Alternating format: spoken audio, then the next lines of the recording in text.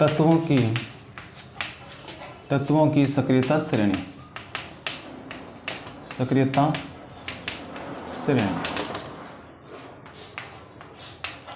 तत्वों की सक्रियता श्रेणी से हमारा मतलब है, इसकी डेफिनेशन या इसका मतलब हम समझते हैं कि जब तत्वों या धातुओं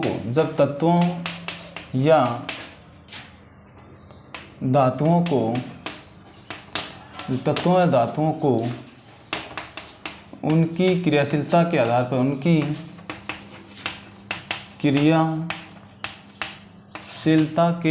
पर जब तत्वों या धातुओं को उनकी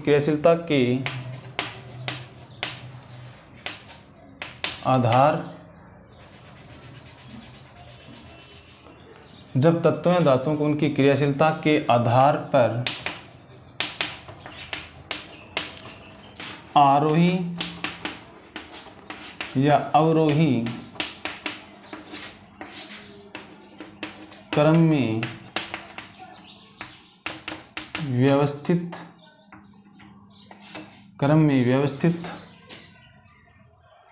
जब तत्वों या धातुओं को उनकी क्रियाशीलता के आधार पर आरोही अवरोही क्रम में व्यवस्थित करते हैं तो एक सूची प्राप्त होती है। उसे तत्वों की सक्रियता श्रेणी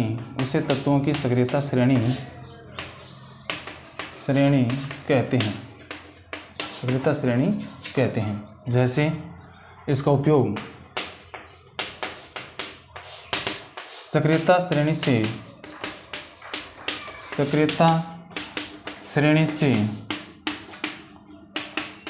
धातुओं की क्रियाशीलता का पता चलता है।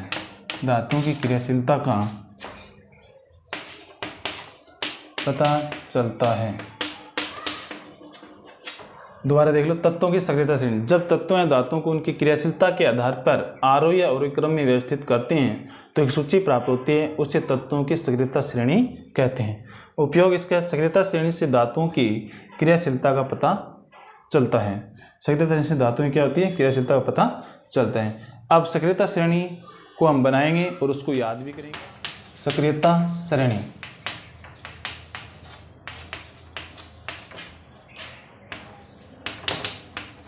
दासू ट्रिक। अब सक्रियता श्रेणी होती क्या है उसको सबसे पहले हम बनाएंगे और फिर उसको ट्रिक के माध्यम से याद भी करेंगे।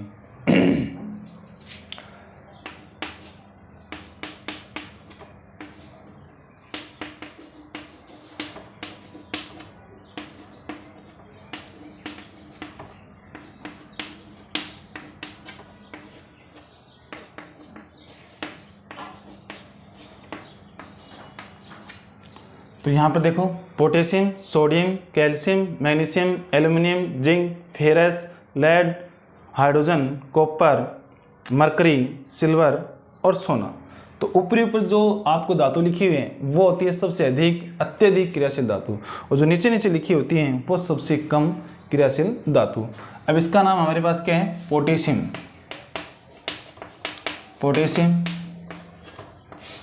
यह हमारे पास सोडियम, यह हमारे पास कैल्शियम, फिर मैग्नीशियम,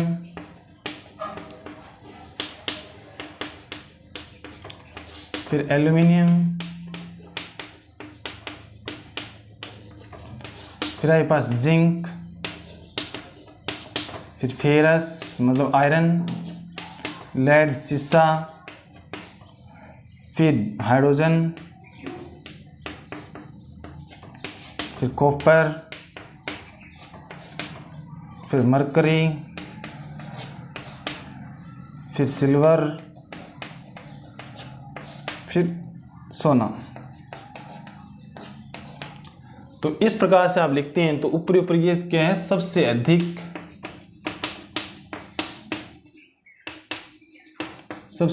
क्रियाशील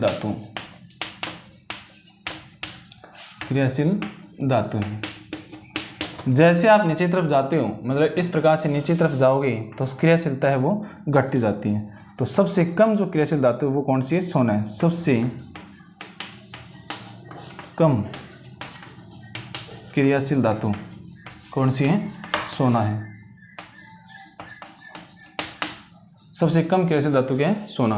अगर आप ऊपर से नीचे तरफ आते हैं तो क्रियाशीलता धातुओं की घटती जाती है। अब देखो, potassium, sodium, calcium, magnesium, aluminium, zinc, ferrous, PB, hydrogen, copper, Hg mercury, Ag silver, Au सोना। तो इस प्रकार से हम इसको याद नहीं, इसको याद करने के लिए मैं आपको एक ट्रिक बताता हूँ। जैसे देखो, कैसे आप लिख सकते हैं क्या? का, ना से आप लिख सकते हैं ना, Ca से आप लिख सकते हैं कंकर, क्या लिख सकते हैं? कंकर। Mg से आप लिख सकते हैं मारे, Al से लिख सकते हैं आप आल, Zn से लिख सकते हैं आप जन, Fe से लिख सकते हैं आप फे, Pb से हम लिख सकते हैं प्रभु, H से हम लिख सकते हैं, Cu से लिख सकते हैं हम कॉपर, Hg से हम लिख सकते हैं होगा,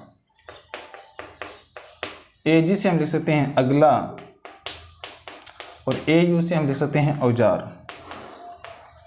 ये मेरे द्वारा बनाई गई ट्रिक है इसको याद करने की, मतलब सक्रियता श्रेणी को याद करने की ट्रिक। अब इसको पढ़ो, देखो, का ना कंकर मारे आल जन फे प्रभु है। का ना कंकर मारे आल जन पे प्रभु है। कॉपर होगा अगला औजार।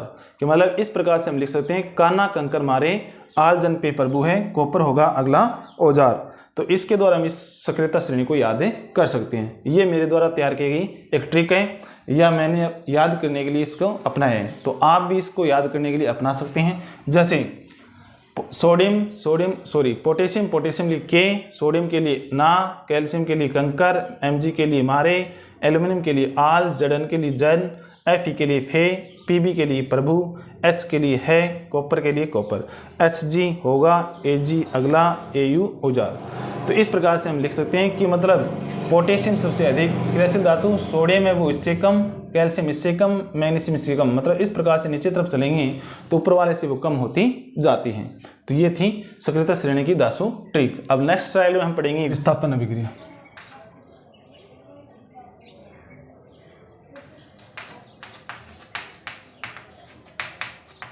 विस्थापन अभिक्रिया, इंग्लिश में इसके कहते हैं रिप्लेसमेंट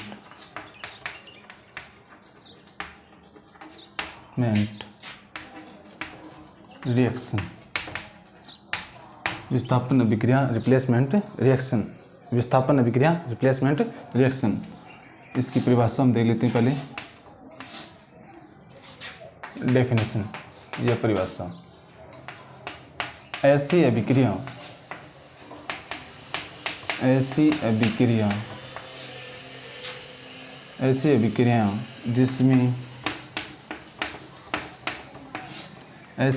जिसमें अधिक अभिक्रियाशील धातु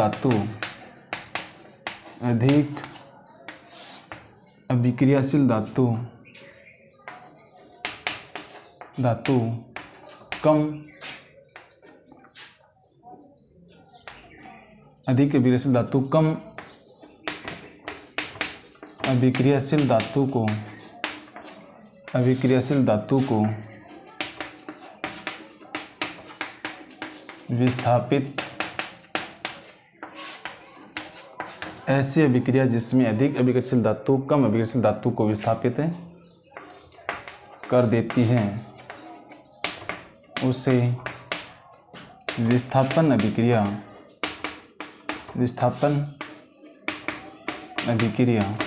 कहते हैं।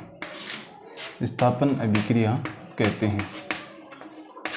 जैसे मतलब दोबारा देख लो इसकी परिभाषा। विस्थापन अभिक्रिया रिप्लेसमेंट रिएक्शन, ऐसी अभिक्रिया जिसमें अधिक अभिक्रियाशील धातु कम अभिक्रियाशील धातु को विस्थापित कर देती है। मतलब जिसमें अधिक ज़्यादा ताकत है वह कम ताकतवर व्यक्ति को या कम ताकतवर अणुय यौगिक को अलग कर देता है। तो उसी प्रकार से अभिक्रिया में क्या होता है, जो अधिक अभिक्रियाशील धातु है वो कम अभिक्रियाशील धातु को अब उस स्थान से हटा देती है और उसका स्थान वो खुद ले लेती है। जैसे एक आपके पास यौगिक है ए और B,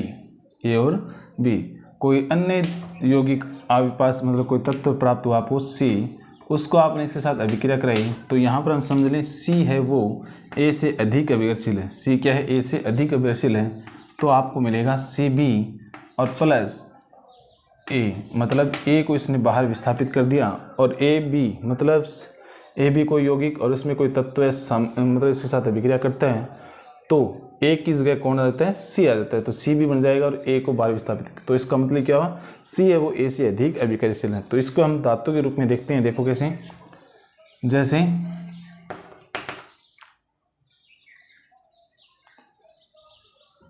copper sulphate plus zinc, यहाँ पर कॉपर सल्फेट और जिंक, अब इसकी अभिक्रिया हम कराएंगे तो आपको मिलेगा जिंक सल्फेट और प्लस कॉपर। क्या मिलेगा? जिंक सल्फेट प्लस कॉपर प्राप्त होगा। कि कॉपर सल्फेट को आप जिंक के साथ अभिक्रिया करेंगे, क्या मिलेगा? जिंक सल्फेट और कॉपर प्राप्त हुआ। क्योंकि कॉपर है वो जिंक से क्या है? कम अभिक्रियाशील धातु है, लेकिन जिंक है वो कॉपर से अधिक अभिक्रियाशील है। तो जिंक ने कॉपर को यहाँ से विस्थापित कर दिया और इसका स्थान खुद ने ले लिया, जिंक सल्फेट का निर्माण करता है। तो इसी प्रकार दूसरी अभिक्रिया और देख लेते हैं हम। जैसे सोडियम को आपने कॉपर सल्फेट के साथ अभिक्रिया कराई, तो आपको प्राप्त होगा sodium sulphate Na2SO4 plus copper, क्योंकि कॉपर से सोडियम भी क्या है? अधिक अभिक्रियाशील धातु है। तो इस प्रकार से हम समझ सकते हैं विस्थापन अभिक्रिया में क्या होता है? अधिक अभिक्रियाशील धातु कम अभिक्रियाशील धातुओं को विस्थापित करते हैं, मतलब उसके स्थान पे चले जाते हैं। यह हम किसके द्वारा याद कर सकते हैं? हमारी जो ट्रिक थी, कौन सी? विस्थापन अभिक्रिया मतलब सक्रियता श्रेणी का ना कंकर मारे आलजन फे प्रभु है, कॉपर होगा अगला औजार। देखो इसमें यहाँ पर कॉपर सल्फेट, कॉपर आया है, कॉपर यहाँ पर है, लेकिन यहाँ पर जिंक है, जिंक कहाँ पर है? यहाँ पर। तो जिंक है वो कॉपर से क्या है? अधिक अभिक्रियाशील है। तो इस कारण से इसने क्या कर दिया? जिंक ने कॉपर को विस्थापित कर दिया, जिंक सल्फेट बन गया कॉपर। इसी प्रकार से देखो दूसरा, सोडियम है कॉपर से अधिक अभिक्रियाशील है। सोडियम कहाँ पर आ रहा है? ऊपर आ रहा है, कॉपर नीचे आ रहा है। तो ऊपर से नीचे जाते हैं सक्रियता श्रेणी में, तो सक्रियता श्रेणी में जाते हैं तो उसकी धातुओं की अभिक्रियाशीलता वो कम होती जाती है। तो इसलिए सोडियम अधिक अभिक्रियाशील धातु है, कॉपर है वो कम अभिक्रियाशील धातु है। तो इसलिए सोडियम ने कॉपर को क्या कर दिया? विस्थापित कर दिया। तो सोडियम से कॉपर सल्फेट को इसको विस्थापित किया, सोडियम सल्फेट प्लस कॉपर का निर्माण होता है। तो यह इस प्रकार से हम विस्थापन अभिक्रिया को समझ सकते हैं। दोबारा से देख लो, ऐसी अभिक्रिया जिसमें अधिक अभिक्रियाशील धातु कम अभिक्रियाशील धातु को विस्थापित कर देती है उसे विस्थापन अभिक्रिया कहते हैं। जैसे हमने देखा इसमें AB प्लस C में A है वो C से कम अभिक्रियाशील धातु है, तो इसलिए CB प्लस A का निर्माण होता है। और यहाँ पर कॉपर है वो जिंक से अधिक कम अभिक्रियाशील धातु है, इसलिए जिंक ने कॉपर को विस्थापित कर दिया, यहाँ पर कॉपर बाहर हो गया और जिंक सल्फेट का निर्माण हुआ। इसी प्रकार से सोडियम कॉपर सल्फेट में सोडियम और कॉपर से अधिक अभिक्रियाशील धातु है, इसलिए कॉपर को उसने विस्थापित कर दिया, Na2SO4 सोडियम सल्फेट का निर्माण ये कर लेता है। तो इस प्रकार से हम विस्थापन अभिक्रिया को समझ सकते हैं। नेक्स्ट स्लाइड में हम पढ़ेंगे द्विविस्थापन अभिक्रिया। द्विविस्थापन अभिक्रिया, इसको इंग्लिश में कहते हैं हम डबल डिस्प्लेसमेंट, DOBLE,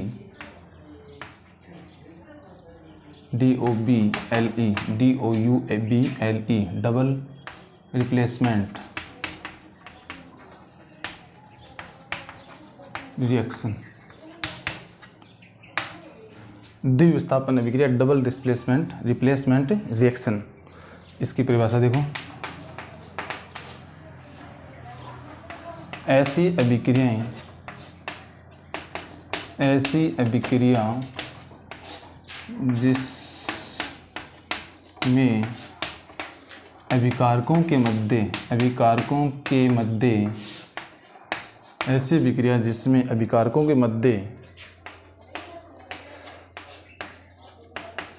आयनों का आदान प्रदान होता है,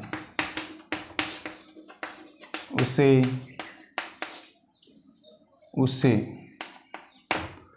द्विविस्थापन अभिक्रिया कहते हैं। द्विविस्थापन अभिक्रिया कहते हैं। परिभाषा दोबारा देख लो। द्विविस्थापन अभिक्रिया डबल रिप्लेसमेंट रिएक्शन, ऐसी अभिक्रिया जिसमें अभिकारकों के मध्य आयनों का आदान प्रदान होता है, उसे द्विविस्थापन अभिक्रिया कहते हैं। जैसे AB एक यौगिक है प्लस CD एक यौगिक है। अब इसकी अभिक्रिया हम कराते हैं तो आपके पास देखो A है वो C की जगह और C है वो A की जगह आ जाएगा। तो A है वो कहाँ चला जाएगा, C की जगह, और C कहाँ जाएगा, A की जगह, CB प्लस AD। तो यहाँ पर क्या हुआ देखो, ओनली फॉर A है वो A कहाँ चला गया, A से विस्थापित हो गया, यहाँ पर A D के साथ में आ गया, ये मतलब ये तो इधर आ गया और ये इधर चला गया। तो मतलब अभिकारक के मध्य क्या हुआ, आयनों का आदान प्रदान हुआ। तो अभिकारकों के मध्य जो आयनों का आदान प्रदान होता है तो उससे हम क्या कहते हैं, द्विविस्थापन अभिक्रिया कहते हैं। इसका एग्जाम्पल देखो,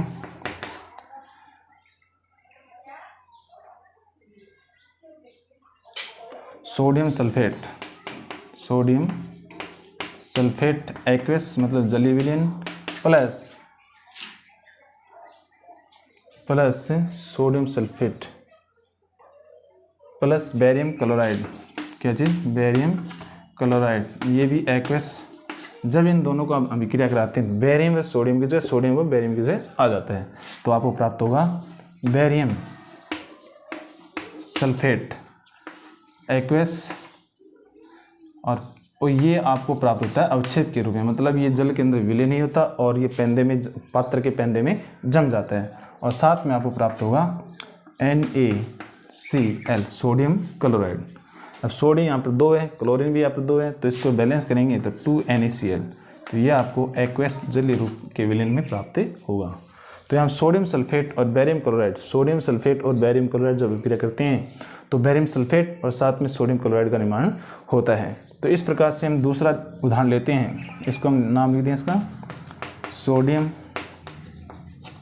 सल्फेट, क्या बोलेंगे इसको, सोडियम सल्फेट, और ये क्या है, बेरियम क्लोराइड,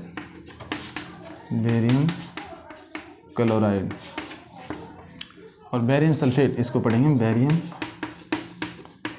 सल्फेट। और ये आपको पता है NaCl सोडियम क्लोराइड, जिसका इस्तेमाल हम घरों में सब्जी का स्वाद बढ़ाने के लिए नमक के रूप में करते हैं, सोडियम क्लोराइड।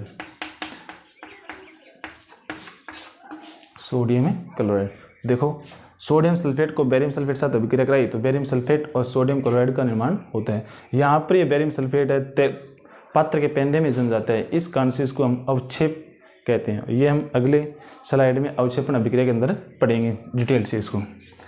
सेकंड इसका एग्जांपल आपके पास कि AgNO3 मतलब AgNO3 silver nitrate AgNO3 plus AgNO3 मतलब सिल्वर नाइट्रेट, और साथ में हम क्या लेते हैं, पोटेशियम क्लोराइड। जब इसको आप अभिक्रिया कराते हैं तो आपको प्राप्त होगा पोटेशियम नाइट्रेट, क्या मिलेगा, पोटेशियम नाइट्रेट मिलेगा साथ में, और साथ में आपको AgCl पोटेशियम नाइट्रेट कि AgNO3 मतलब सिल्वर नाइट्रेट को पोटेशियम क्लोराइड के साथ अभिक्रिया कराते हैं तो आपको प्राप्त होगा कि K है वो Ag की तरह और Ag है वो K की जगह आ जाएगा। तो K की कहाँ पर चला जाएगा, Ag की जगह, तो KNO3 पोटेशियम नाइट्रेट प्लस आपके पास क्या बच गया बाकी, अब Ag और Cl बचा, तो सिल्वर क्लोराइड AgCl। तो इस प्रकार से हमें इसका नाम क्या है, सिल्वर नाइट्रेट,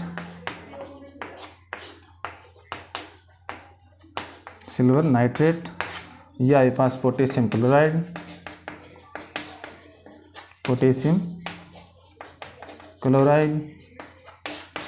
और यह आपके पास पोटेशियम नाइट्रेट,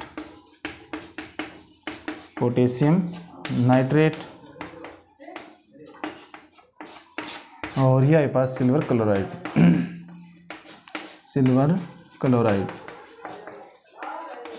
इस प्रकार से हमने 2 अभिक्रियाएं पढ़ ली है, एक विस्थापन और एक द्विविस्थापन, और दोनों ही किसके ऊपर डिपेंड करती हैं, सक्रियता श्रेणी के ऊपर डिपेंड करती है, सक्रियता श्रेणी के ऊपर आधारित हैं। नेक्स्ट हम पढ़ेंगे अवक्षेपण अभिक्रिया, वो अगली स्लाइड में पढ़ेंगे, अगले पार्ट में पढ़ेंगे। Thanks to watch for my channel and my video. आप सभी को इसी प्रकार से आगे वीडियो लगातार मिलते रहेंगे। आप मेरे चैनल को लाइक, सब्सक्राइब और शेयर ज़रूर करें।